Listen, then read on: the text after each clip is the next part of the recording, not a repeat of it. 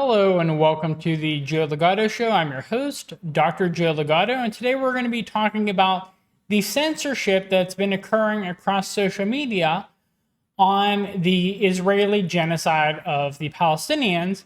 And here we have an article on Unheard by Thomas Fazzi, and it's called "Why Was I Censored on Twitter for Supporting Palestine?" And he writes that on Tuesday, I wrote a long thread on Twitter based on my recent Unheard article on the Israeli-Palestinian peace process. Almost immediately, however, other users started to reply to the thread telling me that they couldn't see it. Only the first post was visible, with the rest simply marked by the text, "This post is unavailable." I was one of those people contacting him.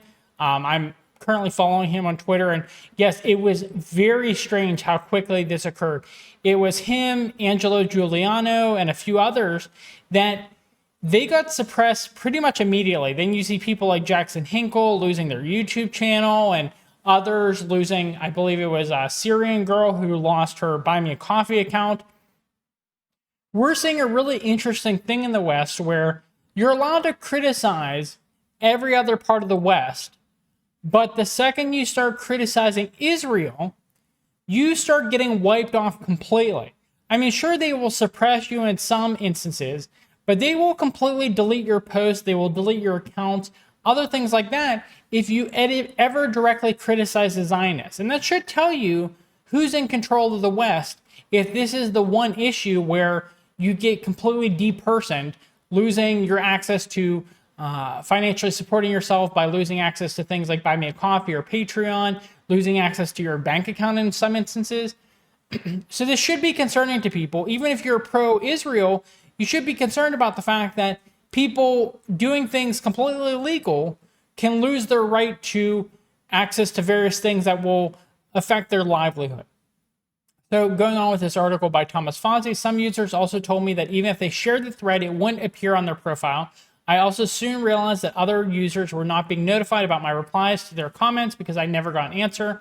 I immediately knew what was happening. The thread, or more likely my entire account, had been shadow banned. Yet it was really strange to see like how overt it was. There was a visceral reaction by people at Twitter, someone at Twitter, and I'd be really curious to see the behind the scenes on this, about this instance where criticize whatever you want aside from Zionists. The second you criticize Zionists, there is very overt suppression of what you're saying. So Thomas Fazzi goes on saying, shadow banning or visibility filtering is a particularly disturbing form of online censorship in which a user's content will be limited in several ways by limiting the number of people who can see it, hiding it or reducing its prominence in search results, or censoring threads and replies without it being readily apparent to the user or easily provable. I can say this has happened to me. I've been suppressing the algorithm on YouTube. I was getting thousands of views for some of my earlier videos that actually had lower production quality, and my more recent, more contemporary videos, which by all indications should be more popular, are getting dozens of views instead of thousands of views like they used to. And there's far higher production quality. I've gotten new equipment, things like that. So I have created my own artificial intelligence, machine learning algorithms before, so I know exactly what it looks like whenever someone is being suppressed in an algorithm. And what's happening on my channel is suppression. And interestingly enough, just like Thomas Fazzi here, the suppression of my YouTube channel only started occurring after I started talking about the Zionist issue, what's occurring with Zionism and the Palestinian conflict. So that suppression is directly related to one specific issue, no matter what platform you are on. So going on with what Thomas Fazzi is talking about, the blotting out of an entire thread is a rather overt form of censorship, but other forms of visibility limitation are much more subtle. And often the only sign that something is off is a sudden drop in interaction. Yeah, I had that from one video to another. I would have thousands or hundreds of views, and it went to single, sometimes double-digit views. It was really like they cranked the knob there as soon as I started talking about Zionism to not push my video through the algorithm.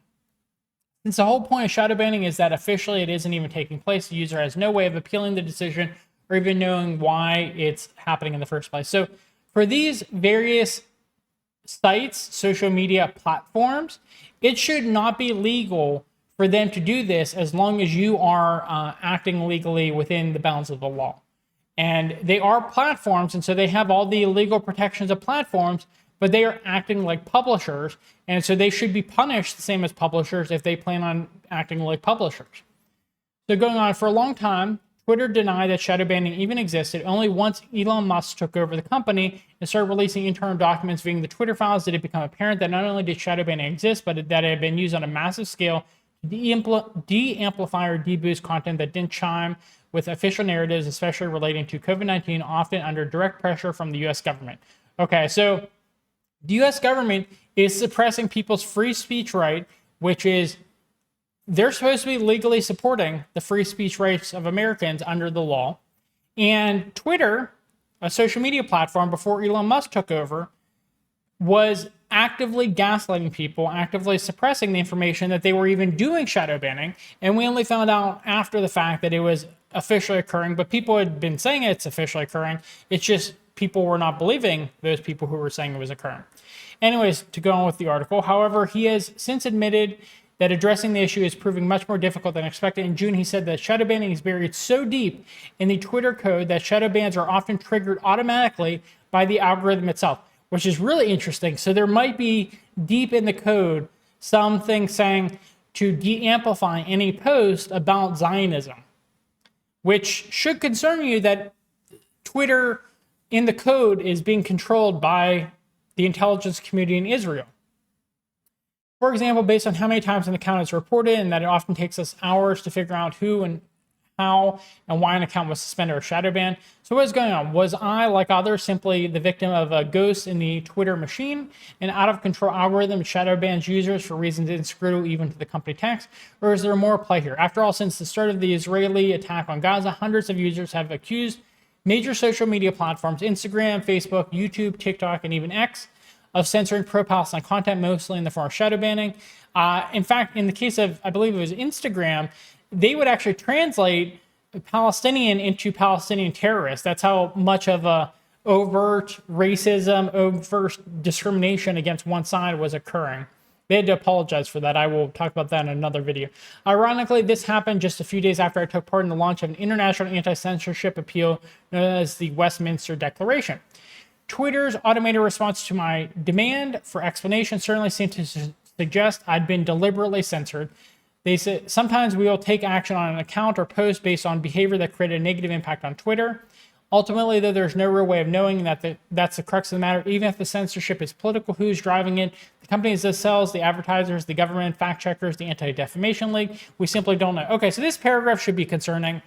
If the town square where everyone gets together and discusses things are these social media platforms nowadays instead of being actual like town squares, town halls, and not being like the church institutions, which used to be kind of town squares.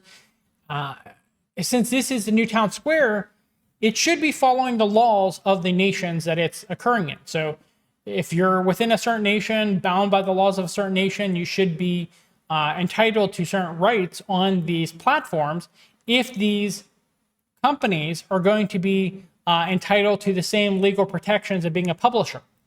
But right now, they are able to do things that restrict your freedom as an American, if you are an American watching this, while getting certain benefits of being a platform where they're supposed to allow you the legal rights of your nation state. And so this is just egregious, that the fact that this has gone on for so long. I don't think at this point it's a matter of the laws just not catching up with technology. I think it's overt that they are, and you see this because the U.S. government is pressuring these companies to restrict people's rights, that it's not a matter of the laws haven't caught up. It's a matter of the laws are not going to catch up because the U.S. government has figured out ways of circumventing, allowing you the constitutional rights of things like freedom of speech that you are supposed to be entitled to, by having this loophole of considering these social media platforms to be a platform while not holding them accountable to being a publisher if they're going to silence critique that is still legal within the nation state. Okay, so moving on with this article, the opacity of the whole process is the most disturbing part. Traditional censorship, usually at the hands of governments, is bad enough. But postmodern online censorship, where you don't know who is censoring you or why, You're often gaslighting into believing you're imagining it all is truly dystopian. And a final Kafkaesque twist, last night the shadow ban on my thread was lifted, no reason was given. Okay, so they could ban you for no reason, and they can remove your ban for no reason. They can take away your legal rights as an American if you are an American, or they can give you your legal rights that they've taken away. So it's just a really weird and twisted system that makes no sense. It is simply seems to be at the behest of the government if they want to make sure that these companies actually enforce the laws of the land, and they don't want to make sure that that's occurring. So people who have voted to implement certain laws and give themselves certain constitutional rights are not getting access to that because the people in charge of the government are making sure that there are these loopholes so that they don't have the freedom of speech that they're constitutionally supposed to be given. So just egregious what has happened to Thomas Fauci and others when they are trying to promote activism around the Palestinian issue because the Palestinian population is currently being genocided. So that is something I wanted to make my audience aware of, is how much people are being suppressed. I'm calling it the anti-Zionist forces, how much we are being suppressed as anti-Zionists in our fight against Zionism, which is a genocidal ideology. It's a death cult, an end of times cult that needs to be currently stopped from inflicting genocide on the Palestinian population. So if you found this video on online censorship to be helpful, informative, please give us a thumbs up. It helps us in the algorithm. Subscribe to our channel on both YouTube and Rumble for more content. Leave us a comment in the comment box below, any questions, concerns, critiques you might have. Thank you for watching, and I hope you have a good rest of your day. Bye.